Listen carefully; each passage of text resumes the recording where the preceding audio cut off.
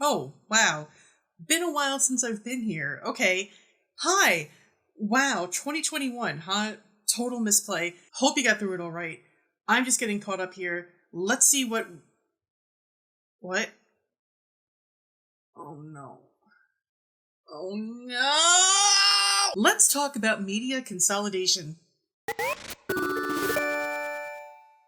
Welcome back. Or if you're new here, welcome to the Media Literacy Guidebook. This is going to be a special of sorts. We're going a bit out of order on my planned list of topics due to Microsoft recently acquiring Activision Blizzard. You might not think a big tech company purchasing a video game company is a huge deal in the grand scheme of things, but this is yet another example of what's called media consolidation, and it's not great for a variety of reasons.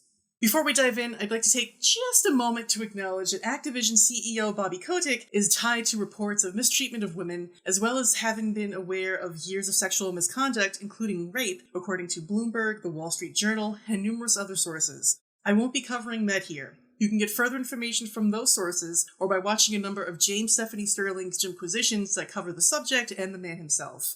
But it would have been negligent of me if I didn't mention that Activision CEO Bobby Kotick is complicit in sexual misconduct and abuse.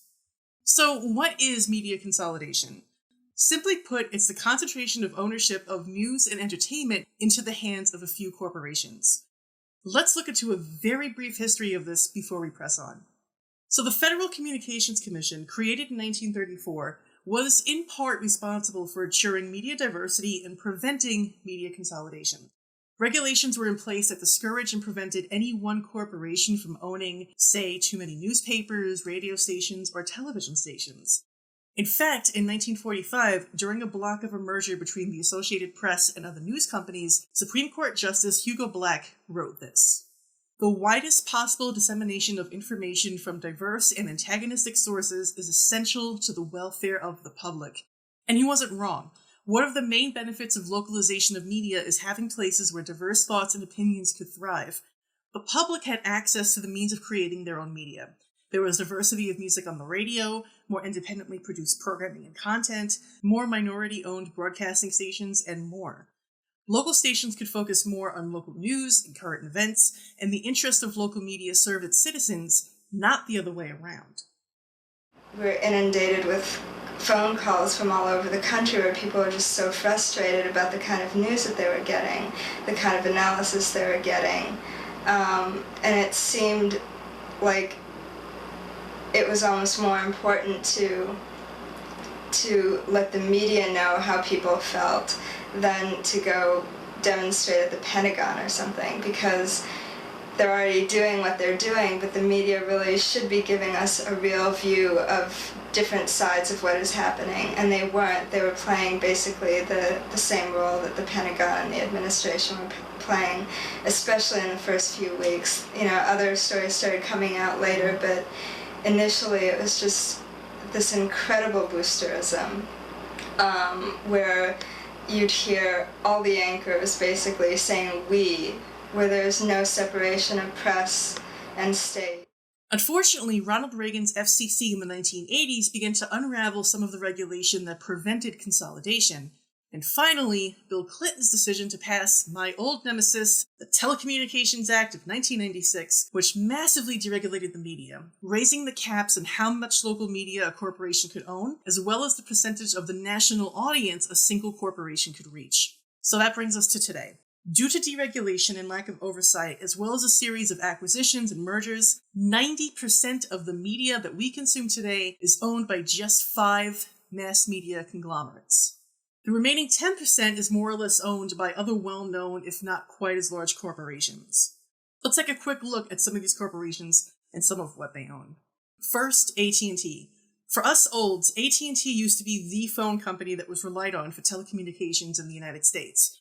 That's largely changed, but don't fool yourself, they're still massive. Some of their properties include HBO, Turner Broadcasting, CNN, Cartoon Network, Warner Brothers Pictures, DC Comics and Films, New Line Cinema, and Castle Rock Entertainment. Next, Comcast. Known for its questionable internet service provider Xfinity, they're also the property owners of NBC and NBC Universal, Telemundo, CNBC, MSNBC, sorry liberals, Bravo, Sci-Fi, Rotten Tomatoes, Universal Pictures, Illumination, DreamWorks Animation, and Peacock, among others. Up next is Disney, and if you've been paying any attention whatsoever to media in the last 2 decades, it should come as no surprise that Disney has been swooping up companies left and right. Some of their properties include Marvel, Pixar, Lucasfilm, ABC, the History Channel, Touchstone Pictures, A&E, jointly with the Hearst Corporation, Lifetime, Vice, 20th Century Studios, previously 20th Century Fox, Searchlight Pictures, and others. Next on the list is National Amusements, which may have not made your radar. It's okay if it hasn't, and it's not as well known in the public eye as your Disney or your AT&T. That said, it's responsible for a surprising number of companies, including Simon & Schuster, which itself is one of the big 5 book publishing companies, CBS News and Viacom CBS, Paramount, MTV, VH1, BET, Nickelodeon, the Smithsonian Channel, Showtime, and others. And finally, there's New Corp, founded by Rupert Murdoch. You might be familiar with the fact that Fox News is owned by them, but did you know that they also own the Wall Street Journal, New York Post, Dow Jones and Company, Barron's, HarperCollins Publishers, which is another big 5 book publishing company, Financial News, and News UK, among others. With all this being said, let's ask, why does media consolidation matter? To be blunt, it makes media worse for all of us. Diverse media is absolutely essential to keeping people informed about not just political issues, but to local concerns, divergent ideas, minority concerns and issues, and more.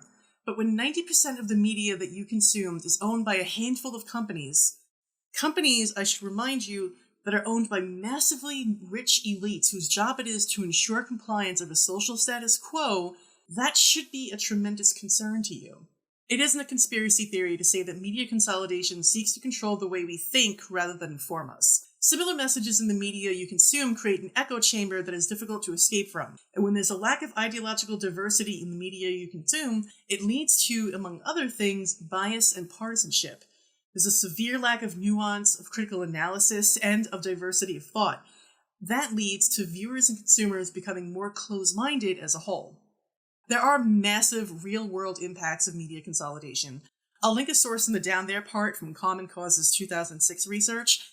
In a nutshell, some of the effects of this include homogenization of music on radio stations, less community-oriented programming, increased censorship of divergent views, loss of local control over programming decisions, fewer minority-owned broadcast stations, and more. If you want to rephrase that in practical terms, what that means is the same music over and over again, since it's algorithmically and financially beneficial to do so, lack of access and creation of local programming on topics that reflect your community, increased control over what can be said or discussed on air, even if it's within FCC guidelines, more corporate oversight of programming and lack of a focus on local and community needs, and little to no stations owned by women, BIPOC, the LGBT plus community, the indigenous community, and so on. As a side note, media consolidation also leaves what's called news deserts in its wake as corporations purchase more and more media companies. News deserts are communities in which there are no daily local news outlets. Local concerns on issues like environmental impacts, investigative stories, minority communities, governance, the arts, and more are just gone, leaving many communities completely in the dark on what is happening in their own backyard. It should be noted, too, that, as Political Nonpartisan says, quote, politics is a downstream of culture, meaning that whoever is in control of cultural institutions such as Hollywood is in control of the political discourse.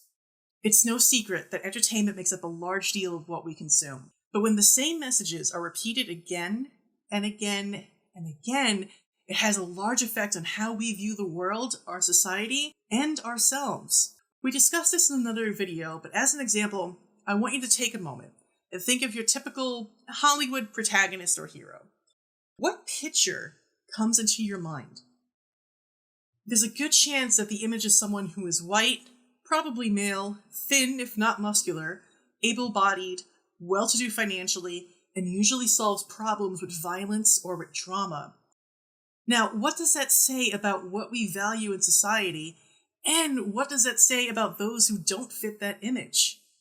So what can we do as members of the public to combat media consolidation? First, you need to be, surprise, literate in media. That's where videos like this come in. But don't just watch my stuff and take what I'm saying at face value. Question what you consume. Educate yourself on critical thinking and your own biases. Read multiple sources on a story, watch other videos and read books on media literacy, take a communications course that covers this stuff. This will help you become a more critical viewer and consumer of the media that you consume and engage with. Second, make some noise.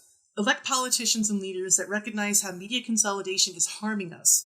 Fight for regulation on the market. Research and vote for people who share your values and support them through your time, money, phone banking, etc. Or run for office yourself if you really want to go that extra mile. Third, support independent and local media if you're able to and if it's available. These media outlets don't rely on corporations or rich donors to financially support them, and they often need your help to continue to stay on the air. One such place to find great media is Democracy Now! Again, I'll put a link in the down there part if you want to check them out. Finally, make your own media. It's now easier than ever to create your own media and share what you think is important to the world. If you have a cell phone, you can do a lot of stuff. While it's difficult to say if you'll get an audience, sometimes posting online can be akin to screaming into the void. If you can reach even one person, it helps. Make videos, make podcasts, make zines, use the Clock app, take pictures, make films, whatever inspires you. You might find that your voice is exactly what someone else needed to hear. There's so much more to say about media consolidation and its effects on cultures and politics, but I hope that this was a good introductory look at the topic for you, and that you enjoyed our special look into a related media literacy topic today. I do apologize for being away for so long, but grad school is ramping up on me. I'm getting ready to start preliminary work on my thesis. I'm so nervous. And on top of that, I'm teaching part-time, so it's been very, very busy for me. Thank you so much for sticking around if you're subscribed. And if you're not subscribed, thanks for checking this out. And if this kind of stuff is up your alley, maybe consider giving me a sub. I can't, unfortunately, make any promises on consistency while I'm still in grad school. I will do the best I can. And thank you again so much for checking me out and checking out these videos. I hope they made an impact on you in a positive way. Thanks for watching, and happy 2022. Take care.